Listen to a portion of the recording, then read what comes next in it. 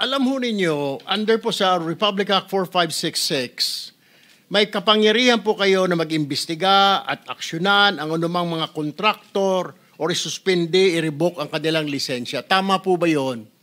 Yes, Your Honor. Alright. Bakit hindi nga po nasuspende, patuloy, lalo na po itong mga diskaya, nakakuha pa ng bilyon, daan-daang bilyong kontrata? What did you do?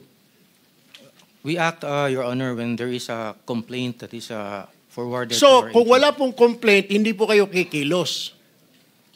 Tama. Dahil walang complaint, hindi kikilos. Though meron po kayong katibayan, may report na poor performance yung kanilang trabaho, substandard, hindi po kayo kikilos. No, Your Honor. There was no report that was forwarded to us regarding substandard performance. Hindi kayo binigyan ng SIAP dahil the GPBB is saying na galing sa SIAP yung mga report ng substandard? Or are you lying? No, I'm not lying, Your Honor, because... Kasasabi lang po ng GPBB kanina na galing sa SIAP. Under kayo sa SIAP, di po ba? Yes. Dapat po kayo po nag-iimbestiga rito. Bakit hindi po? That's the Philippine Domestic Construction Board, Your Honor.